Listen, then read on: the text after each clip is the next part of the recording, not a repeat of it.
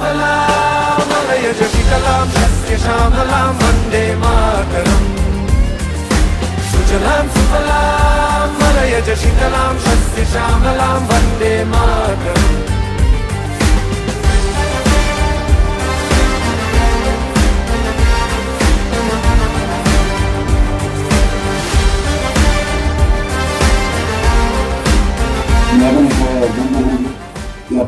ಎಂಟನೇ ಸ್ವತಂತ್ರ ದಿನಾಚರಣೆಯ ಶುಭಾಶಯಗಳನ್ನ ಹೇಳ್ತಾ ನಾವೆಲ್ಲರೂ ಕೂಡ ಇನ್ನು ಪರಿಶ್ರಮವನ್ನ ಹಾಕಿ ದೇಶವನ್ನ ಕಟ್ಟತಕ್ಕಂತ ಮುಂಚೂಣಿ ರಾಷ್ಟ್ರವನ್ನಾಗಿ ಮಾಡ್ತಕ್ಕಂಥ ಜವಾಬ್ದಾರಿಯನ್ನು ನಾವೆಲ್ಲರೂ ಸೇರಿ ನಿರ್ವಹಣೆ ಮಾಡಬೇಕಾಗುತ್ತೆ.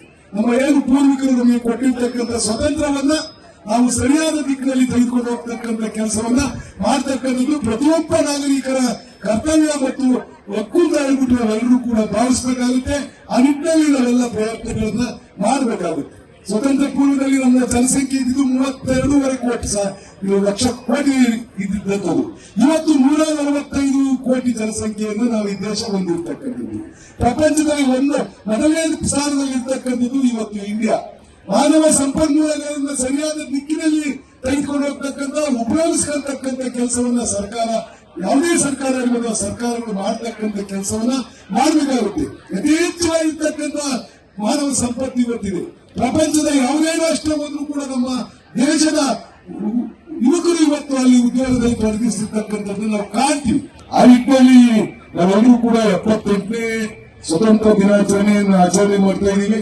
ಈ ಆಚರಣೆಯ ಮೌಲ್ಯ ಮತ್ತು ಉದ್ದೇಶ ಏನು ಅಂದ್ರೆ, ಅನೇಕ ಮಹನೀಯರು ಈ ಸ್ವತಂತ್ರಕ್ಕೋಸ್ಕರ ನಮ್ಗೆಲ್ಲರಿಗೂ ಕೂಡ ಸ್ವತಂತ್ರವನ್ನು ಗಳಿಸ್ಕೊಳ್ಳಿಕ್ಕೋಸ್ಕರ ಬಲಿದಾನ ಮಾಡಿರ್ತಕ್ಕಂಥ, ತ್ಯಾಗವನ್ನು ಮಾಡಿರ್ತಕ್ಕಂಥ ಅನೇಕ ಮಹನೀಯರನ್ನು ನಾವು ಕಾಣ್ತಾ ಹೋಗ್ತೀವಿ. ಚರಿತ್ರೆ ಅವರೆಲ್ಲರನ್ನು ಕೂಡ ನಾವು ಸ್ಮರಿಸ್ತಕ್ಕಂಥ ದಿನ ಇದಾಗಿರ್ತಕ್ಕಂಥದ್ದು.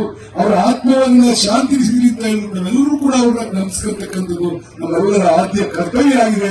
ಆ ಕೆಲಸವನ್ನು ನಾವೆಲ್ಲರೂ ಸೇರಿ ಮಾಡ್ತಕ್ಕಂಥದ್ದನ್ನ ಮಾಡಬೇಕಾಗುತ್ತೆ. ಪ್ರತಿ ವರ್ಷವೂ ಕೂಡ ಸ್ವತಂತ್ರ ಪೂರ್ವದಲ್ಲಿ ದೇಶದ ಆರ್ಥಿಕ ಪರಿಸ್ಥಿತಿ 8 ಲಕ್ಷ ಕೋಟಿ ನಾವು ಬಜೆಟ್ ಅನ್ನು ಮಂಡಿಸ್ತಾ ಇದ್ದೇವೆ. ಇವತ್ತು ಈ ರಾಷ್ಟ್ರದಲ್ಲಿ ಸುಮಾರು 44 ಲಕ್ಷ ಕೋಟಿ ರೂಪಾಯಿಗಳ ಒಂದು ಬಜೆಟ್ ಅನ್ನ ಇವತ್ತು ಕೇಂದ್ರ ಸರ್ಕಾರ ಮಂಡಿಸಿರ್ತಕ್ಕಂಥದ್ದು.